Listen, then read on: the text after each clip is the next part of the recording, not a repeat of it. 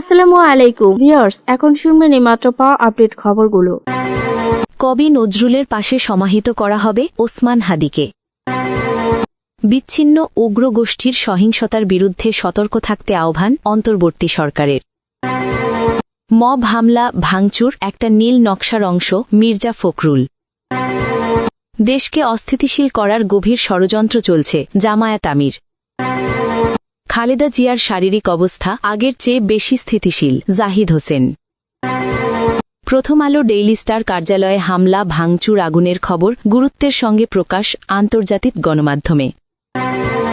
কবি নজরুলের পাশে সমাহিত করা হবে ওসমান হাদিকে। ইনকিলাব মঞ্চের আহ্বায়ক শরীফ ওসমান হাদির মরদেহ দেশে এসে পৌঁছেছে। সর্বসাধারণের শ্রদ্ধা নিবেদনের জন্য তার মরদেহ হজরত শাহজালাল আন্তর্জাতিক বিমানবন্দর থেকে সরাসরি ঢাকা বিশ্ববিদ্যালয়ের কেন্দ্রীয় মসজিদে নেওয়া কথা ছিল। তবে আজ ঢাকা বিশ্ববিদ্যালয় হাদির মরদেহ নেওয়া হবে, পরে কবি নজরুলের পাশে সমাহিত করা হবে তাকে। ইনকিলাব মঞ্চের ভেরিফাইড পেজে দেওয়া এক পোস্টে একথা জানানো হয়েছে। এতে বলা হয়েছে, শহীদ ওসমান হাদিকে বহনকারী গাড়ি বিমানবন্দর থেকে হিমাগারের উদ্দেশ্যে যাত্রা শুরু করেছে। সেখানে শহীদ ওসমান হাদিকে রেখে ইনকিলাব মঞ্চের কর্মীরা শাহবাগে এসে অবস্থান নেবে। পোস্টে আরও বলা হয়, পরিবারের দাবির ভিত্তিতে শহীদ ওসমান হাদিকে কবি নজরুলের পাশে সমাহিত করার এবং মানিক মিয়া অ্যাভিনিউতে বাদ জোহর জানাজার সিদ্ধান্ত নেওয়া হয়েছে। তার প্রেক্ষিতে আজকে মিছিল সহ ভাইকে সেন্ট্রাল মসজিদে আনা হবে। শৃঙ্খলার সঙ্গে আন্দোলন জারি রাখার অনুরোধ জানিয়ে পোস্টে বলা হয়, ছাত্র জনতা শৃঙ্খলার সঙ্গে আন্দোলন জারি রাখবেন, যেন কোনো গোষ্ঠী অনুপ্রবেশ ঘটিয়ে আন্দোলন স্থিমিত করতে না পারে, একই সঙ্গে সহিংসতা করার সুযোগও না পায়। মরদেহ দেখার কোনো সুযোগ থাকবে না। সকলের নিকট শৃঙ্খলা বজায় রাখার এবং শহীদ ওসমান হাদির জন্য দোয়া পৌঁছানোর অনুরোধ করা হচ্ছে। ইনকিলাব মঞ্চের আহ্বায়ক শরীফ ওসমান হাদির মরদেহ নিয়ে বিমান বাংলাদেশ এয়ারলাইন্সের ফ্লাইট BG 585 ঢাকায় পৌঁছেছে। শুক্রবার 19 ডিসেম্বর সন্ধ্যা 5:45 ফ্লাইটটি হজরত শাহজালাল আন্তর্জাতিক বিমানবন্দরে অবতরণ করে। এর আগে একই দিন সিঙ্গাপুরের চাঙ্গি আন্তর্জাতিক বিমানবন্দর থেকে স্থানীয় সময় বিকেল 4:03 বাংলাদেশ সময় দুপুর 2টোর পর ঢাকার উদ্দেশ্যে যাত্রা শুরু করে ফ্লাইটটি। বিচ্ছিন্ন উগ্র গোষ্ঠীর সহিংসতার বিরুদ্ধে সতর্ক থাকতে আহ্বান অন্তর্বর্তী সরকারের। কয়েকজন বিচ্ছিন্ন উগ্র গোষ্ঠীর দ্বারা সংগঠিত সব প্রকার সহিংসতার বিরুদ্ধে দৃঢ়তার সঙ্গে সতর্ক থাকতে দেশের সব নাগরিককে আহ্বান জানিয়েছে অন্তর্বর্তী সরকার। এক বিবৃতিতে এই আহ্বান জানানো হয়। দেশের বিদ্যমান পরিস্থিতিতে দেওয়া এই বিবৃতিতে বলা হয়, আমরা সহিংসতা, ভীতি প্রদর্শন, অগ্নিসংযোগ এবং জানমাল ধ্বংসের সব প্রকার কর্মকাণ্ডকে দৃঢ়তার সঙ্গে ও দ্ব্যর্থহীনভাবে নিন্দা জানাই। দেশের ইতিহাসের এই কঠিন সময়ে আমরা একটি ঐতিহাসিক গণতান্ত্রিক রূপান্তরের মধ্য দিয়ে অগ্রসর হচ্ছি। যারা বিশৃঙ্খলাকে পুঁজি হিসেবে নেয় এবং শান্তির পথকে উপেক্ষা করে, এমন অল্প কয়েকজনের কারণে এই অগ্রযাত্রা আমরা কোনোভাবেই ব্যাহত হতে দিতে পারি না এবং দেব না। বিবৃতিতে আরও বলা হয়, আসন্ন রাষ্ট্রীয় নির্বাচন ও গণভোট কেবল রাজনৈতিক অনুশীলন নয়, এগুলো একটি গুরুতর জাতীয় অঙ্গীকার। এই অঙ্গীকার অবিচ্ছেদ্যভাবে জড়িয়ে আছে সেই স্বপ্নের সঙ্গে যার জন্য শহীদ শরীফ ওসমান হাদি তার জীবন উৎসর্গ করেছেন। তার আত্মসমর্পণ ও স্মৃতির প্রতি সম্মান জানাতে হলে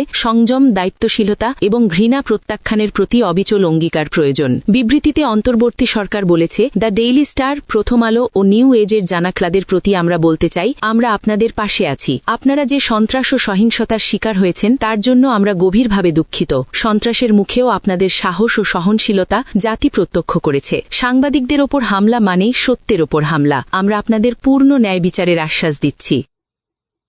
মব হামলা ভাঙচুর একটা নীল নকশার অংশ মির্জা ফখরুল। বিএনপির মহাসচিব মির্জা ফখরুল ইসলাম আলমগীর বলেছেন, প্রথম আলো, ডেইলি স্টার, ছায়ানট সহ দেশের বিভিন্ন স্থানে মব তৈরি করে হামলা ভাঙচুর, অগ্নিসংযোগের ঘটনাকে তারা দেশকে অস্থিতিশীল করার নীল নকশার একটা অংশ বলে মনে করছেন। বিবিসি বাংলাকে দেওয়া সাক্ষাৎকারে তিনি একথা বলেন। বিএনপি ওসমান হাদিকে হত্যার ঘটনার তীব্র নিন্দা জানায় উল্লেখ করে ফখরুল বলেন, এই ঘটনাটিকে কেন্দ্র করে দেশে মব হামলা ভাঙচুর এগুলো একটা ব্লু প্রিন্টের অংশ বলেই আমরা মনে করি। এসব কর্মকাণ্ডের মাধ্যমে বাংলাদেশে উগ্রবাদকে প্রতিষ্ঠার চেষ্টা করা হচ্ছে বলেও মন্তব্য করেন তিনি। ফখরুল বলেন, তবে বাংলাদেশে জোর করে চাপিয়ে মব সৃষ্টি করে কিছু করা যাবে না, কারণ বাংলাদেশের উদার সংস্কৃতিতে এটা সম্ভব না। এসব ঘটনা প্রবাহকে নির্বাচন ঠেকানোর অপচেষ্টা বলেও বিএনপি মনে করছে বলে জানান মির্জা ফখরুল।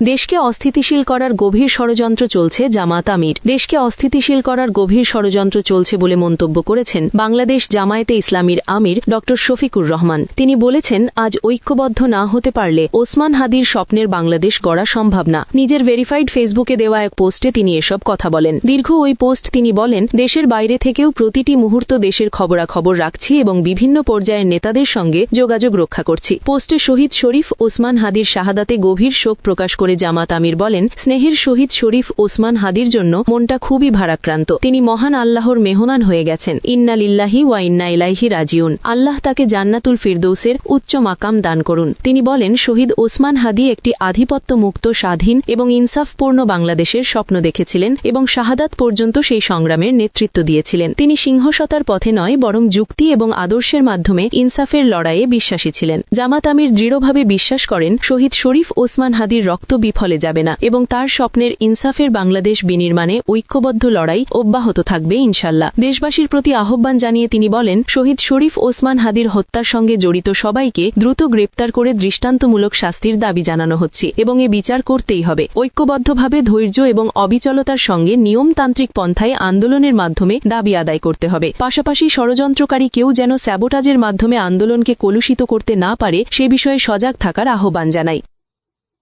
খালেদা জিয়ার শারীরিক অবস্থা আগের চেয়ে বেশি স্থিতিশীল রয়েছে। তার চিকিৎসায় গঠিত মেডিকেল বোর্ডের সদস্য ও বিএনপির স্থায়ী কমিটির সদস্য AZM জায়েদ হোসেন একথা জানিয়েছেন। বিএনপির চেয়ারপারসনের চিকিৎসা সংক্রান্ত বিষয়ে নিয়মিত ব্রিফিংয়ের অংশ হিসেবে শুক্রবার বিকেলে রাজধানীর এভারকেয়ার হাসপাতালের সামনে জায়েদ হোসেন একথা জানান। সাবেক এই প্রধানমন্ত্রীর শারীরিক অবস্থা তুলে ধরে তার চিকিৎসায় গঠিত মেডিকেল বোর্ডের এই সদস্য বলেন, মেডিকেল বোর্ডের চিকিৎসার পরিপ্রেক্ষিতে আগের চেয়ে বেশি ওনার অবস্থা স্থিতিশীল রয়েছে। জায়েদ হোসেন বলেন, দেশি বিদেশি চিকিৎসকেরা যে চিকিৎসা বিএনপি চেয়ারপারসনকে দিচ্ছেন সেটি তিনি গ্রহণ করতে পারছেন। তিনি আরও বলেন, আজকে ওনার শরীরের ওপর একটা প্রসিজার বা ছোটখাটো অস্ত্রোপচার করা হয়েছে, সেটি উনি অর্থাৎ খালেদা জিয়া অত্যন্ত সফলভাবে গ্রহণ করতে পেরেছেন। এই মুহূর্তে ওনার অবস্থা স্থিতিশীল আছে, অর্থাৎ ওনার অবস্থার অবনতি ঘটে নাই। গত 23 নভেম্বর থেকে বিএনপির চেয়ারপারসন রাজধানীর এভারকেয়ার হাসপাতালে চিকিৎসাধীন।